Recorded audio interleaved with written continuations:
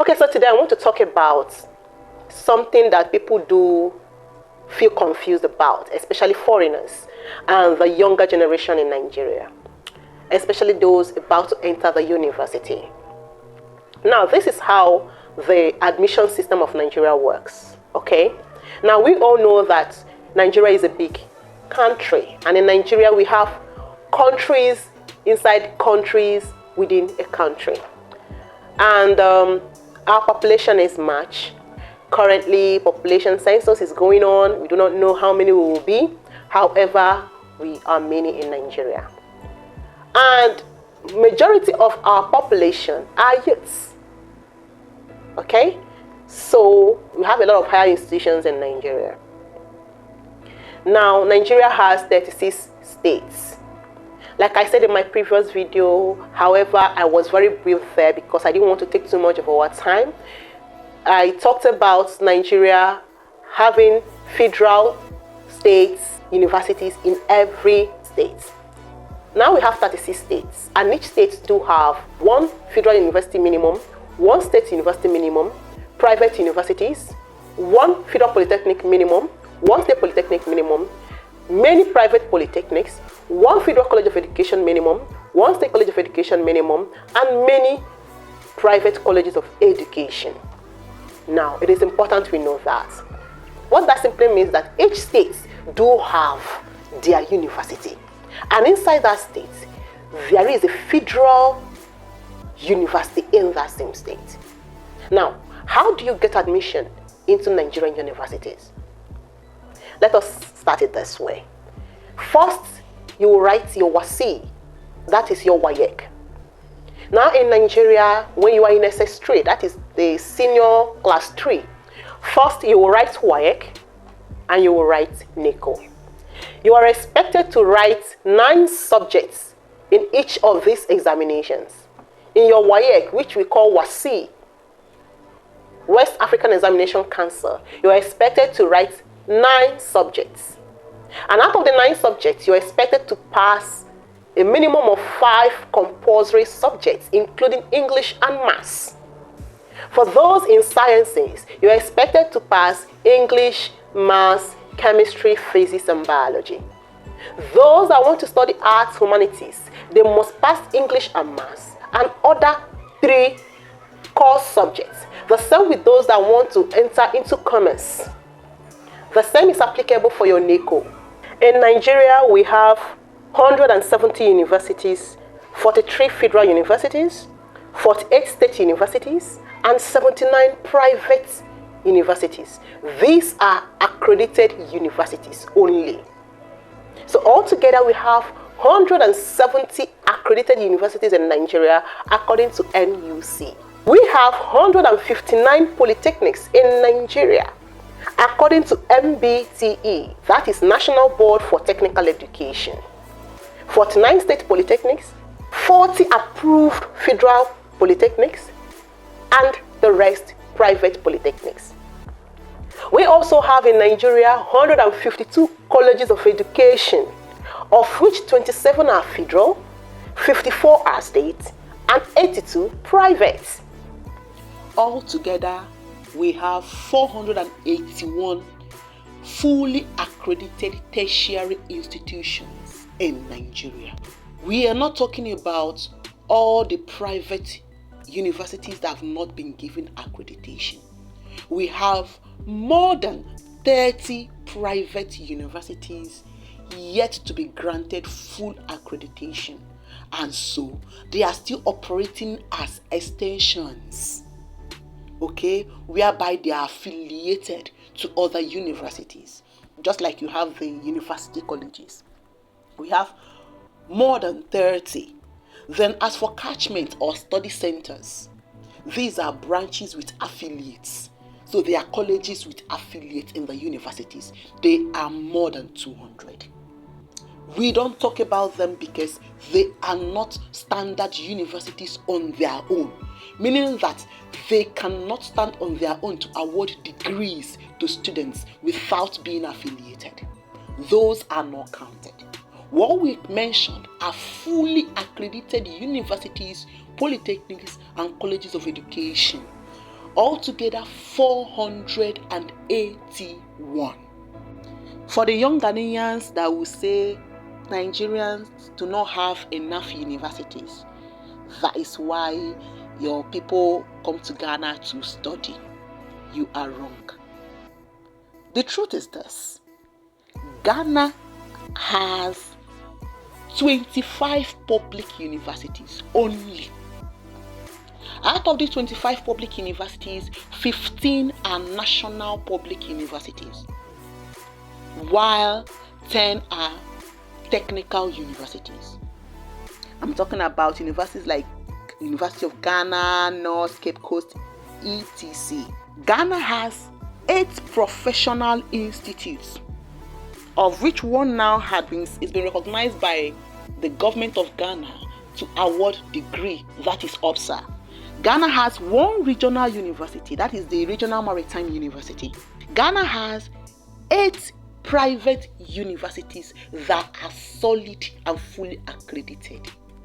Before there were 7, but Presbyterian University is now a fully accredited university. It's a private university. So Ghana has 25 public universities, 8 professional institutes, 1 regional university, 8 private universities, and many university colleges. What that simply means is that those are smaller private universities that cannot stand on their own and declare themselves full functional universities based on the Ghana Accreditation Board. Because education, even in Ghana, is very solid. So you don't just wake up and build structures and say this is a university. There are criteria you must meet by the education body. Now, for as long as you've not met those, you will have to gradually build your citadel with infrastructures, with equipment, and the professionalism of your lecturers come into play here. What kind of people did you recruit, did you employ to teach students? While doing that, you will need to affiliate to a more established institutions like University of Ghana, Cape Coast, North. That is why you see a lot of university colleges in Ghana do have affiliates to major, well-recognized universities. So we cannot call you a university. You're a university college. I want young Ghanaians to understand the difference between a university and a university college. University of Cape Coast is a university. University of Ghana is a university. There are many university colleges. They are like outstations because they cannot stand on their own. We don't count them, but anyway, we will still put them under because they are like branches. They are like outstations. They are affiliates. Those are not universities. And so you will put them under the main universities as outstations, as colleges and units, whereby in the end they will get their certifications from the main university. Just like in Nigeria, you will see people that went to school in a particular college, then they will get their certification from UNN. There are people also, there is an institute in there that run a degree, B.Ed, with affiliation from UNN. So they are graduates of UNN, though their physical centers were in our Vaniko College of Education, not the NCE program. So the same thing is applicable in Ghana, and that is why they are called university colleges until they reach their full accreditation being granted by the Accreditation Board of Ghana. Then the government of Ghana will award them the charter to graduate people and give them degrees. Apart from that, all they will have will be preliminary accreditation by the Ghana Board of Accreditation just to operate. Everything is gradual. So altogether in Ghana, we have 85 tertiary institutions. Now, I've talked about the public universities. We have 10 polytechnics in Ghana. Yes, this is very okay, considering that Ghana do have 16 regions. Now, we have 10 polytechnics in Ghana. We have the Polytechnic of Tamale Polytechnic, which is covering the northern region. We have the Kumasi Polytechnic covering the Ashanti region. We have the Accra Polytechnic covering the Greater Accra region. We have the Koforidua Polytechnic covering the eastern region. We have the Takoradi Polytechnic covering the western region.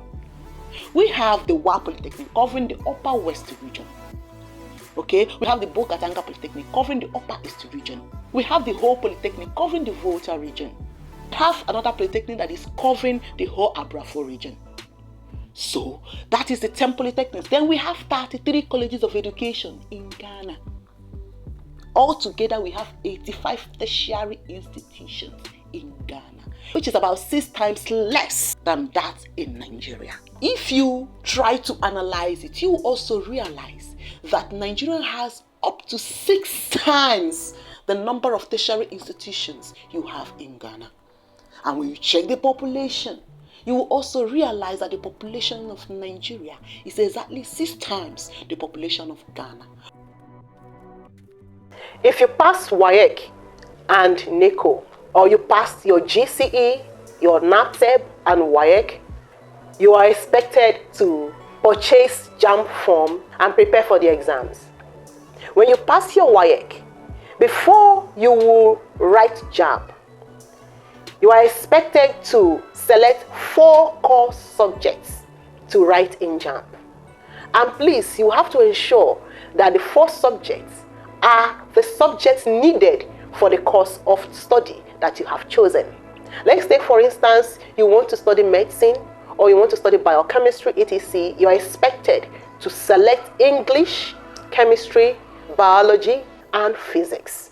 So depending on the course of study that you want in the university, that would make you decide on the subject to write.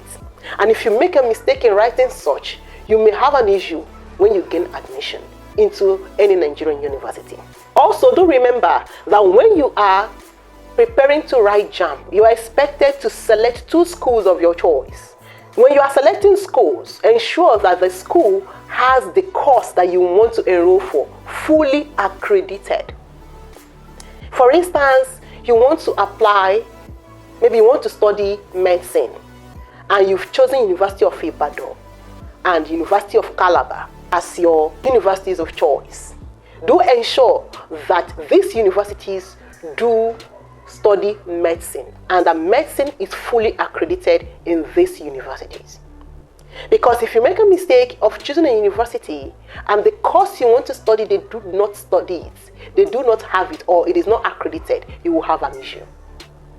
So you need to be clarified. That is why you need proper guidance before you choose a course of study, the university or the institution you want to study, and you make a proper choice, well-guided choice in the subjects needed. When you get your JAMB brochure, or if you go online, you'll be able to seek subject combination for each course of study that you will write in JAMB. So you'll be able to get proper guidance for that. You will sit for JAMB, your results will come out, and you will continue depending on your score in JAMB and the cutoff, the overall national cutoff for JAMB for that year. Before now, after writing JAMB, once you succeed in your JAMB, you will get admission into the university depending on the cutoff for each department. Then admission was being controlled by JAMB. Later on, they now made it compulsory for university entrance examination. And because of that, JAMB amended their guideline.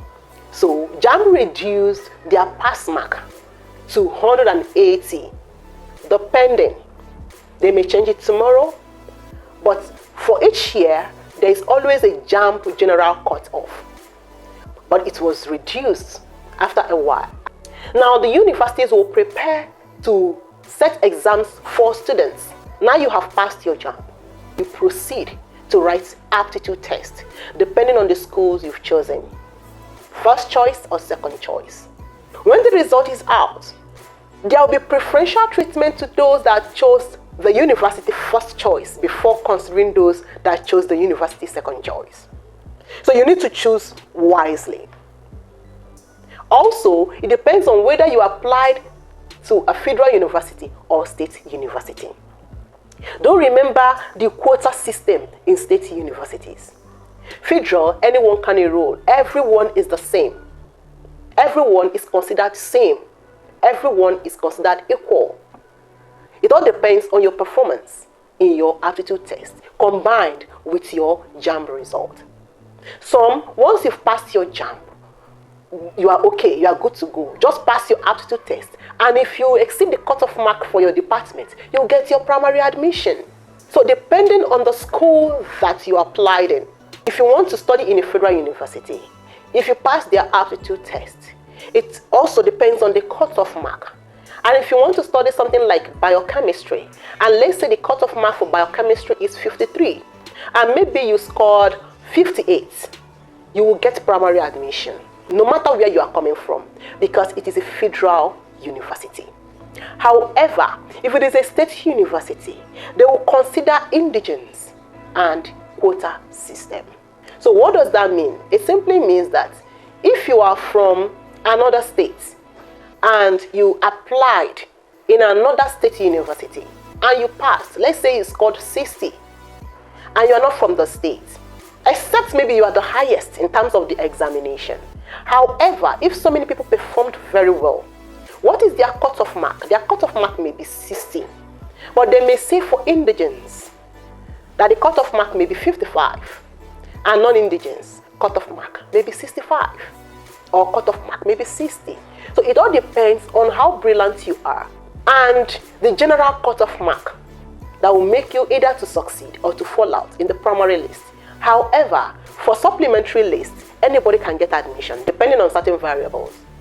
Okay, so I just want you to know this, because some persons may enter the university and maybe in their first year or second year, they will realize that they had the wrong combination in JAMB. Some may also realize that they are having issues simply because they failed some subjects in their WAEC. Please, I'm going to advise you, ensure that you have passed your WAEC, especially the 5 core subjects, before you accept any admission being given to you by any university in Nigeria. If not, there is always a routine screening, and once that time comes, they may fish you out. Even if you are in your penultimate year, you may lose your status as a student in the university. Be properly guided. And if you've gotten admission into a Nigerian university, I will say congratulations. However, first thing first, ensure you accept the admission, pay all your statutory fees, and please get proper guidance from your college officer and your course advisor. Over time, I will explain a lot of things concerning the university academic system. Have a lovely day for now. Please be properly guided. And to people who are not Nigerians, so when you see Nigerians in your country, yes, it was difficult for them to get admission into a Nigerian university. However, it does not mean that they are not brilliant. Majority of them are very brilliant.